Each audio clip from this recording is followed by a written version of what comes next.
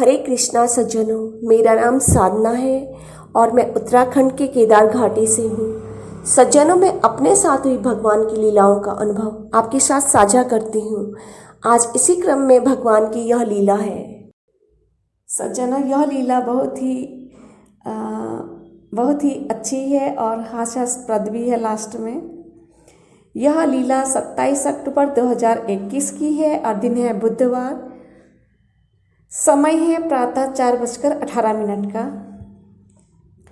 आज से 15-16 दिन पहले से ही मैं कान्हा जी मुझसे नाराज़ हैं, क्योंकि वे दर्शन देते समय मेरे सामने सामने अजनबी बनकर चले गए। ऐसा वो दर्शन दे रहे, जैसे सामने सामने जा रहे, अजनबी बनकर जा रहे इधर उधर, और मुझसे बात ही नहीं कर रहे, जैसे कि मानो मैं उनकी पोती ही ना हूँ। क्योंकि मैंने उनको दादा बना रखा, तो मुझे नाराज़गी हुई कि देखो ना, अजनबी की तरह जा रहे, मेरे सामने से बात भी नहीं कर रहे। तो मुझे बहुत गुस्सा आया। इस दर्शन से पहले हनुमान जी गुस्से में अपनी पूंछ पटकते हुए अपना चेहरा ढककर क्रोध में प्रकट हुए थे, क्योंकि मेरी और स्वामी जी की बात बंद थी।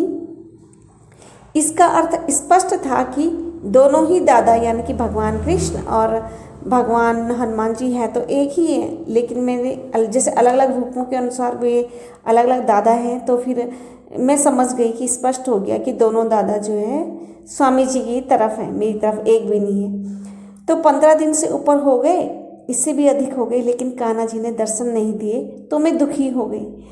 फिर न जाने कैसे 26 अक्टूबर 2021 की रात्रि 10 बजे माला जाप करते करते स्वतः ही मेरे मस्तिष्क में ये बात आई कि क्यों ना मैं अपने कान्हा जी, अपने दादू से क्षमा मांग लूं।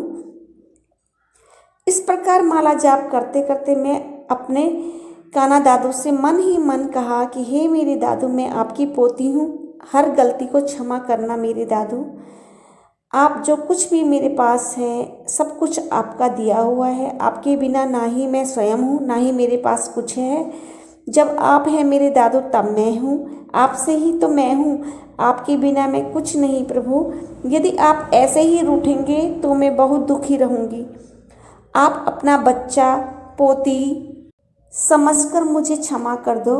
जिस दिन आप दर्शन देते हो मेरा दिन बन जाता है, और जिस दिन नहीं देते हो मैं सारा दिन दुखी रहती हूँ।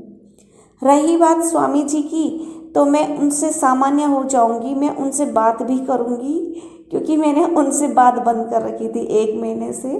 उसके बाद मैंने क्षमा याचना की और कहा कि क्षमा याचना कर मैं आंगन से कमरे के अंदर आ गई, सो गई।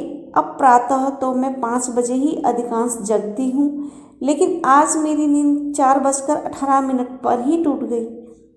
मैं जगकर जैसे ही बिस्तर पर बैठी तो मैंने अपने सम्मुख स्याही के रंग के वस्त्रों, स्याही के रंग के आभूषण, स्याही के रंग की ही मोर पंख में खड़े और स्याही के रंग की ही कमर तक के कान्हा जी देखे।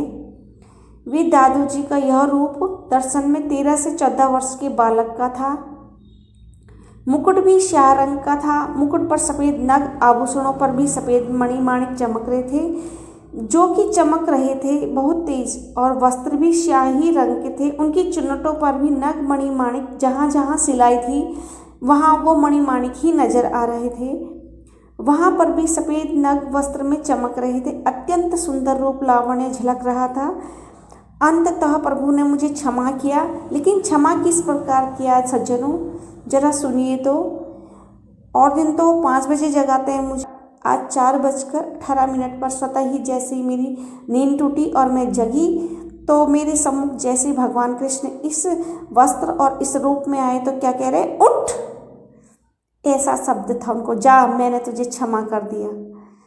उसके बाद मुझे अत्यंत हंसी आई, खुशी भी हुई, और ऐसे मतलब उन्होंने क्रोध में दर्शन दिया। चेहरा तो बहुत सुंदर दिख रहा था, लेकिन जो उनके शब्द थे, उन शब्दों को सुन के मुझे आज भी हंसी आती है, याद करती रहती हूँ मैं कि उन्होंने क्रोध में क्षमा तो किया, लेकिन क्रोध में किया। ये दोनों के दोनों भगवान जो है स्वामी जी की तरफ हैं और हमेशा उन्हीं की तरफ रहते हैं।